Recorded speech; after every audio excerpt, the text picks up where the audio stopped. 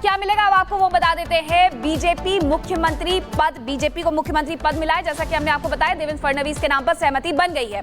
BJP के पास ही गृह मंत्रालय रहेगा और ये भी कहा जा रहा है कि ये गृह मंत्रालय देवेंद्र फडणवीस के पास यानी मुख्यमंत्री के पास रहेगा। बीजेपी का ही स्पीकर होगा विधानसभा में और उसी के साथ 22 मंत्रालय है जो बीजेपी के ही हिस्से में रहने वाले हैं। और उसके बाद शिवसेना को क्या मिलेगा, क्योंकि एक अच्छी खासी सीटों की जो संख्या है वो शिवसेना के पास है। शिवसेना से डेप्यूटी सीएम होंगे, शिवसेना को शहरी विकास मंत्रालय भी मिलेगा और इसके साथ साथ विधान परिषद उपसभापति भी शिवसेना से ही रहने वाले हैं। और 12 मंत्रालय भी, 11 से 12 मंत्रालय जो बताए जा रहे थे उसमें 12 मंत्रालय शिवसेना के हिस्से होंगे, ये माना जा रहा है। एनसीपी को भी डेप्यूटी सीएम पद, वही 1+2 वाला फॉर्मूला। और एनसीपी से वित्त मंत्रालय जो है, पहले भी अजीत पवार के साथ पास था और इस बार भी अजीत पवार के पास ही ये वित्त मंत्रालय हो सकता है। डेप्यूटी स्पीकर भी यहां से ही होगा, यानी कि 2 डेप्यूटी स्पीकर पर भी जो सहमति है वो बनते हुए नजर आ रही है और 10 मंत्रालय भी एनसीपी के पास होंगे। और इसी खबर पर हमारी सहयोगी अनामिका लगातार हमारे साथ बनी है। अनामिका, तस्वीर लगभग साफ हो चुकी है। मुख्यमंत्री कौन होगा जिसको लेकर लगातार अटकलें थी, उन्हीं के नाम पर मोहर लग गई, यानी कि देवेंद्र फडणवीस। ऐसे में मंत्रालयों का जो बंटवारा है वो कैसे होना है वो भी साफ हो गया। वित्त मंत्री को लेकर ये कहा जा रहा था कि वित्त मंत्रालय पहले भी अजीत पवार के पास था, इस बार भी वही रहेगा। और इसको लेकर क्या कुछ जानकारी?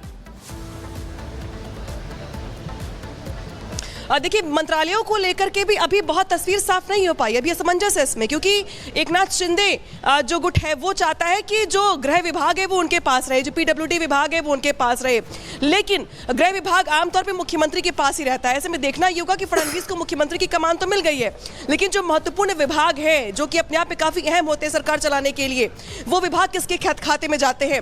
अजीत पवार का भी बार बार दावा, अजीत पवार के गुट का ये बार बार दावा है कि भाई सीटों में, यानी कि सर्वसम्मति से आज विधानसभा संसदीय दल के नेता के रूप में हमारे पूर्व मुख्यमंत्री, वर्तमान में उप मुख्यमंत्री देवेंद्र फडणवीस जी को सबने नेता के स्वरूप में चुना है। एक मत से हुआ, सभी लोगों ने, सभी सीनियर लोगों ने प्रस्ताव रखा और बाकी सभी लोगों ने सपोर्ट किया। अन्य कोई नाम का प्रस्ताव ही नहीं था। एक मत से चुनाव प्रक्रिया यहां हुई और देवेंद्र फडणवीस जी को नेता घोषित किया है। और यहां आज हमारी संसदीय दल के नेता की चुनाव की सभी प्रक्रिया अच्छे वातावरण में उत्साह के साथ, आनंद के साथ संपन्न हुई है।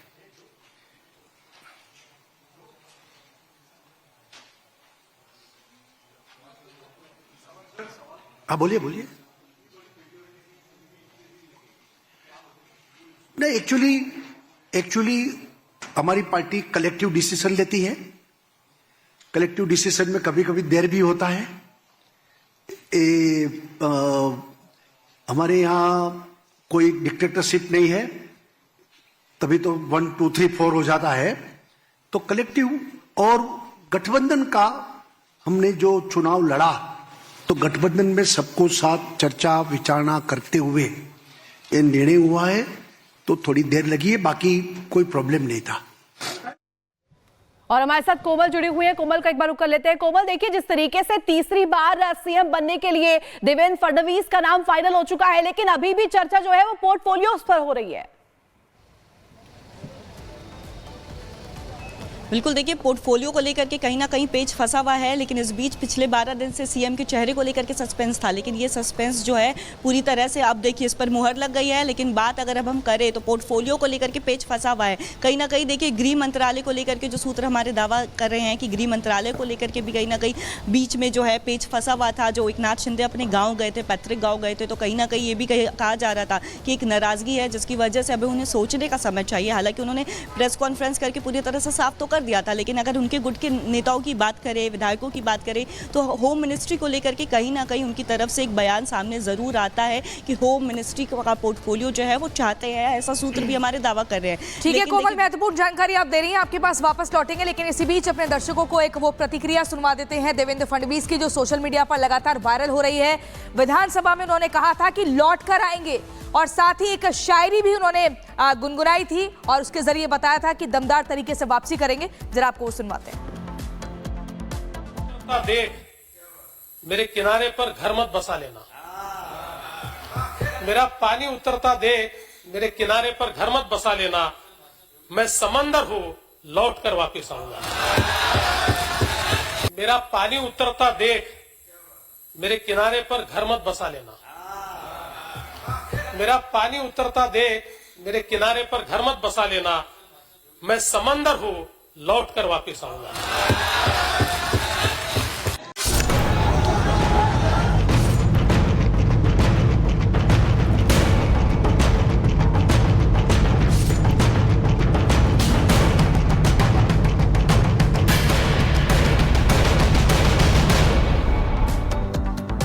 और अब बात करेंगे संभल की, जहां सियासत की घुसपैठ देखने को मिल रही है विपक्षी नेताओं के द्वारा। संभल हिंसा पर सियासत लगातार जारी है और संभल हिंसा को लेकर के कांग्रेस और सपा में रेस लगी हुई है। दोनों में आरोपियों का हमदर्द बनने की होड़ लगी हुई है। अभी तक अखिलेश आवाज उठा रहे थे और अब राहुल प्रियंका भी मैदान में उतर आए हैं। खास तबके की वोट बैंक साधने की जो कोशिश है वो उनके द्वारा की जा रही है। संभल कूच करना चाहते थे राहुल गांधी, हालांकि उन्हें रोक दिया गया है, वापसी हो गई है उनकी। लेकिन जिस तरीके से ये सियासत हो रही है, इस पूरे मुद्दे पर सवाल भी उठ रहे हैं कि आखिरकार और भी मुद्दे थे, वहां पर क्यों नहीं गए।